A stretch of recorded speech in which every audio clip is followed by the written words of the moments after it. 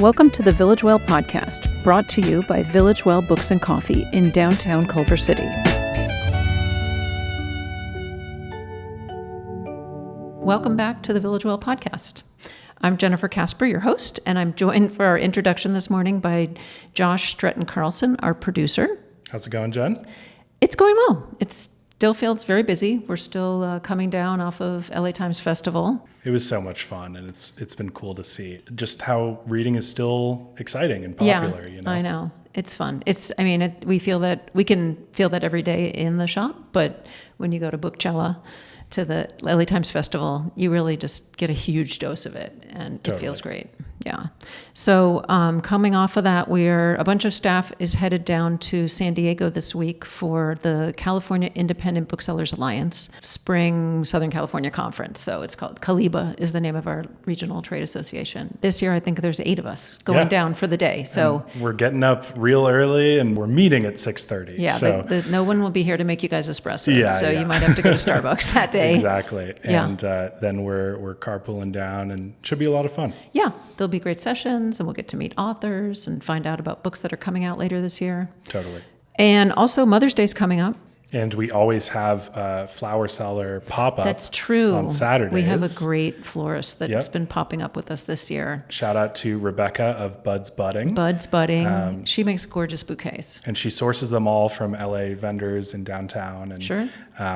She makes really, really cool bouquets. So. Yeah. It's very special. So you can pre-order with her, look on her Instagram, Bud's Budding, or just come find her on Saturday. She'll make you something beautiful for your mom. Yep. Yeah. The other thing I wanted to mention, we're doing a fundraiser for the next couple weeks in the shop for this organization called BINC, B-I-N-C, the Book Industry Charitable Foundation. And this is a really cool foundation. It was set up by James Patterson, a really generous author who gives back to booksellers. And so he helped provide seed funding for this foundation that is just available for booksellers or people who work at bookstores. And I checked with them once to see if our cafe staff would be eligible, and they said yes. Oh, cool. So it's if anybody has a crisis and just needs a grant. And we've had booksellers, 2 booksellers I know of from here have received grants of $500 or $1,000 because they were having problems with their cars and they couldn't get to work. Because in Los Angeles, you're stuck if you can't get in your car. So this is a foundation. I give monthly donations to them, and lots of people who care about the bookselling industry do that. And I think it's great to do the fundraiser in the store, just to remind everybody that booksellers, cafe employees, they're service workers, and it's really hard to pay people in retail a wage that enables them to build up a cushion in their life. And stuff happens, people get sick or their car breaks down, and then they're just stuck and they need help. So, so we got a box at our register and a little display of books about bookstores, bookselling, independent bookstores. There's a lot of fiction books set in bookstores and a lot of books about bookselling and about bookstores. So there's a display of books and a box where you can donate and a QR code where you can donate even more. So happy to be able to let people know about that. And they also did some great work with the fires recently. Oh, right. That's why they're doing their campaign now. Yeah. Because of the fires and probably the hurricane in North Carolina and the hurricanes that hit Florida last year. There's just been some mega weather events that have hurt people around the country. And so they've had so many claims from booksellers in those areas that they've needed to raise more money. So that's why we're doing that. They're a great organization. Yeah. Cool. So I'm excited to play this interview. This was actually an interview we recorded back in January, I think, because we talked about Valentine's Day on it. So that's right. We didn't figure out how to plug it in yet, but I think it's great to do now. So it's with Dave Ehrlich, who's our sales representative from Chronicle Books, and he's just talking to us about some books that he was pitching. And we meet with publishers' representatives. Most of the publishers have 3 seasons a year when they come and meet with us, and it's so great to get to talk to them directly about what's coming up from their inventory, from their seasonal launches that they think is going to be good. They really help direct us and help us curate what's in the store. So this was the first interview I did for the podcast with one of those, and we did it with Chronicle. And because it was in January when we did the interview, we talked a lot about Valentine's Day and, this would be a good gift for your Valentine. So just when you hear me say that, just substitute Mother's Day. Because all of the recommendations apply and are great recommendations for Mother's Day gifts for your mom. So as you all know, Mother's Day is coming up in a couple days. And absolutely. Yeah, who in your life has done more for you than your mother? Definitely. Seriously. And they also, Chronicle does a great job with sourcing their artwork as well. They're very visually arresting. Their books are beautiful. Covers. So if you'd like to check it out on YouTube, we have Dave showcasing a lot of these books. Yeah. If you're listening, do it on YouTube so you can see pictures of the books because they're gorgeous. There we go. Yeah. Thanks for doing this intro with me. Yeah, of course. And everybody enjoy the interview. This morning, we are meeting with Dave Ehrlich, our sales representative, our rep from Chronicle Books. And Dave, will you start off by telling us a little bit about yourself and about Chronicle? Sure, absolutely. Thanks for having me today. Yeah, we're excited to have you. Thank you. I am the California Independent Trade Sales Rep for Chronicle Books. We are a San Francisco-based independent publisher, definitely mid-sized to slightly larger than mid-sized independent publisher. I want to say we started in 1967. So over 50 years, bringing a really eclectic and kind of pop culture, entertainment, art design, cookbook-based list to consumers. I'm based down here in Los Angeles, but I sell throughout LA and San Francisco and throughout Northern and Southern California. Yeah. Been doing this since 2009. So quite with Chronicle. With Chronicle. Okay. And Chronicle distributes a number of other presses and publishers and imprints. But mostly at Chronicle, we don't do fiction, literature. We're very different in that we're very pop culture focused, very visual books, a fantastic selection of children's books. Yeah. Cookbooks, I think, are one of the kind of main foundations of what we do. We distribute a couple of other cookbook companies called Quadrille and Hardy Grant.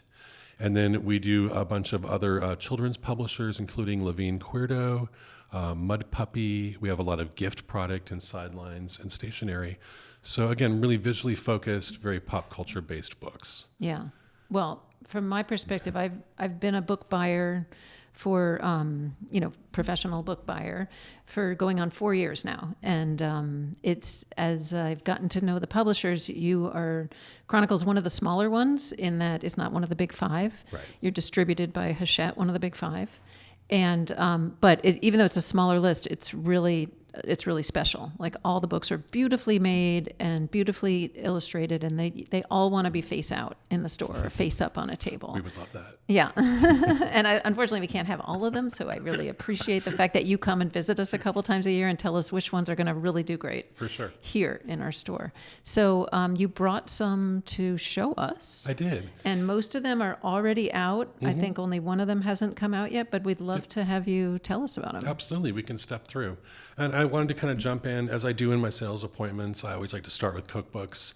I love to meet people before lunch and get them extremely hungry and then talk about food and cookbooks for a long time. So we're going to talk about dessert now? It's a bit of torture. Yeah. If you haven't eaten yet, I'm going to drive you nuts. Yeah. So I want to start with the latest book we have from acclaimed baker, Sarah Kieffer.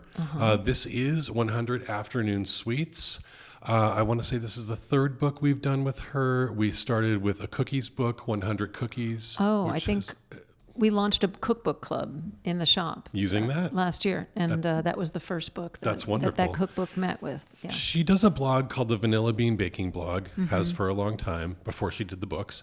And she invented or brought to light the pan banging technique, which is when you take your cookies out halfway through a bake and then you slam the pan on the counter.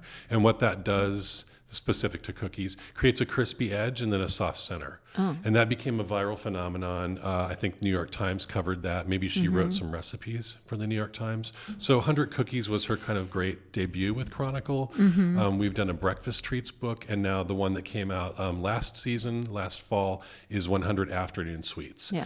So the idea is that you take a break midday. It's not hard to twist someone's arm to take a break and eat a brownie, a blondie, a delicious bar. So these are all things to make for yourself, for families, snacking cakes, blondies, etc. And like all of our cookbooks, just really sumptuous and beautiful photography. I should have bookmarked, but let me find a good spread here.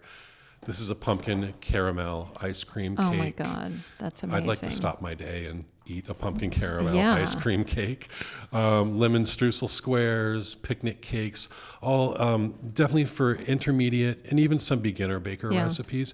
But her voice is great, very motivating and very exciting to bake these things. And I'll just give you a quick little overview. We've got one bowl bakes, brownies, blondies, and bars. There's pie bakes. There's things that are no bakes. Most of the ice cream treats fall into that Yeah. category. Things to make for a crowd. There's weekend projects that are a little more complicated. And then beginnings and ends, things like how to make perfect whipped cream, creme fraiche, brown butter, lemon curd, etc. So really just irresistible and beautifully designed. That's amazing. That would make a great Valentine's Day gift. For sure. And I love the attention to the ritual of the pausing your day, having a personal moment that's delightful, pleasurable, we joyful. could all use that. Yeah, we need to focus on building those rituals into our lives. I think it's a good break in the midday. So for yeah. sure. Yeah, and it's a really, her series of these 100 series has done so well. So this was eagerly anticipated. Nice. And that one is on our shelves right now. Yep, available now. And I think you had a couple of the backlist titles from her as well. Yeah, we definitely do. Yeah, so really cool. I always like to start with the cookbooks. And then I think I'm going to jump over to, if you can hand me the Carson Ellis, 1 week in January. Like I said, we do plenty of art, illustration, and design stuff. This comes to us from award-winning illustrator Carson Ellis. She is married to Colin Malloy, who's the lead singer and band leader of the indie rock band The Decemberists. She has done her own books, and I always flub this title because it's not a real word, Du ist Tag, which was a Caldecott honor book. She's also illustrated Colin's Wildwood Chronicles book. Those are so well known and beloved. So her art style is very familiar and known to a lot of people, kind of in indie art, in indie rock, in music, and also in children's books. So what this book is this is 8 entries of a diary she kept in January 2001. She was in her early 20s. She had moved to Portland, and she was living in a DIY artist's warehouse, kind of very bohemian artist space. The kind of thing that when you're 20, you don't mind that you have a central bathroom that you share with a bunch of other people. You don't mind that it's cold and chilly because it's in a giant loft or warehouse. And I think you have that mindset when you're beginning your art career, or you're a young person kind of scraping your art together. And so what this is, she takes these old diary entries, and obviously 20 years plus later, her art technique and her expertise has just grown and grown. So she takes elements from the diary entries, and then she creates new paintings. Oh, these are new paintings. New paintings Okay. for them. Some of these things are in Portland. This is a diner called Dots in Portland. It's just a beautiful still life. I think this is so pretty. A bottle of hot sauce and a Matador painting. And she captures these really evocative moments in her life. The diary entries are sometimes very mundane. Sometimes she's very childish because she's in her early 20s. There's petulance. There's a lot of sarcasm in her entries. She said that some of these were sort of embarrassing to unearth and revisit. But I think that when she takes her beautiful art style and then takes these old diary entries, it makes them come alive in a really unique way. She had just met Colin when she moved into the art space. She didn't know that they would get married. She didn't know that they would forge this creative, amazing career together. So in a way, this is a little bit like Patti Smith's Just Kids. And it's a book about a young artist finding their way, not quite knowing what's ahead of them, but sowing the seeds of their expression and their creativity. It's a really sweet book. That's very beautiful. And I love this quote. This is from Emma Straub, New York Times bestselling author of The Vacationers. This feels like reading a love story that doesn't quite know it's a love story yet, and a success story that doesn't know it's made it. So a slim, very pretty volume. And I think this is a nice gift for anybody young. Definitely a nice gift. It's a beautiful book. But with substance. It's really striking and very pretty. And then from there, on a music tip, and this is a book I can talk about for a long time, but I'll try to control myself, is Taste in Music. I had a lot of fun selling this last season. This comes to us from a couple of musicians, Alex Bleeker and Luke Pyenson. And basically this looks at what touring musicians eat on the road. You're trapped in a van for months with your friends or your bandmates. Hopefully you're friends with your bandmates, but it's a stressful situation. You're driving a lot, you're cramped and cooped up, and sometimes the high point of your day, besides performing your show that night, is figuring out what you're going to eat. Hopefully it's not bakery sticks from 7-Eleven. Hopefully it's something fantastic, but this looks at a bunch of fantastic bands, indie rock bands, classics. People like Chris France from Talking Heads speaks about the first meal that Talking Heads had with the Ramones in Paris in 1976 when they went over there. It was a wild dinner with fire eaters and drag queens. Practically a riot broke out. So there's things about what people ate on the road as they were touring, what they liked to eat. Mark Eibold from classic indie rock band Pavement talks about being on the road and using Jane and Michael Stern's Road Food, which is a really classic book that looked at roadside diners throughout America, and they used that as a tour guide as they were on the road. It sounds like this could be a tour guide. This can be a tour guide. But what's cool too is that you find out how people welcome these bands into their cities. There's a woman that I think is I hope I get this right, an heiress of the Guinness family that has a castle outside of Ireland. And when touring bands come through, she welcomes them into the castle and creates these elaborate feasts for them. Oh my God. So there's accounts of that. Great stories. Yeah. One of the authors is in Japan on tour. He has a business associate of his father who travels 2 hours by railway to deliver a box of dried persimmons, which are a beautiful hand-wrapped delicacy. And he talks about the hospitality that people have for musicians when they're touring. Just super fun. It's very, very colorful and creative throughout. There are a couple of sidebars, not so much recipes, but sort of suggestions for eating. Yeah. But you really get a feel for what life is like on the road for touring musicians, but ultimately what they're eating and what they want to eat. Yeah. It's a very fun read. Beautiful. Great story. It would be a great gift for your friend or your lover who is into music or into food or both. Or both, as many of us are. Many of us are. Yeah, for sure. And then let me bounce over here and talk about something with a little bit of LA specificity or regionality. That author is nearby. She's stopped in the shop before. She is indeed. Yeah. And this is Mimi Haddon. This book is called Palace Costume. This comes to us from Chronicle Chroma. They're based in Pasadena. They are doing it's an imprint of Chronicle, and they do kind of art, design, photo, and fashion books. And what Palace Costume is a costuming warehouse in West Hollywood on a sleepy side street. And it has decades and decades and decades of costume pieces. Things like shoes, handbags, swimsuits, costume jewelry. It's not a museum. It's a warehouse that costumers access. Exactly. It's a functioning warehouse Yeah. that people for film shoots, music videos, television for decades have gone to Palace Costume. Yeah. And if you talk to anybody in kind of LA costuming or They've been there. they've been there. I'm trying to get in. I'd love to take a tour. I think it looks like a really bewitching, remarkable place. But the book has interviews with costume designers throughout, talks about how they zero in on certain eras. Babylon, which was that film a couple January of years Jones. ago. Right. Yeah. They costumed from there. Once Upon a Time in Hollywood, Tarantino's movie takes place in '69. So they had to go there to get all these period pieces and costumes. Yeah. There's interviews throughout with costume designers singing the praises of Palace Costume. But ultimately, it's just these absolutely beautiful photographs of just the patterns, the clothing. Oh my God, look at that. Super colorful. We did also release a really pretty note card set that's called Vintage Fashion Note Card Set. And it's images from the book? Oh, from we'll the have to make Palace sure we have Costume that. Archive. Yeah, we'll double check with your Sidelines buyer. But really pretty, nice foil edge.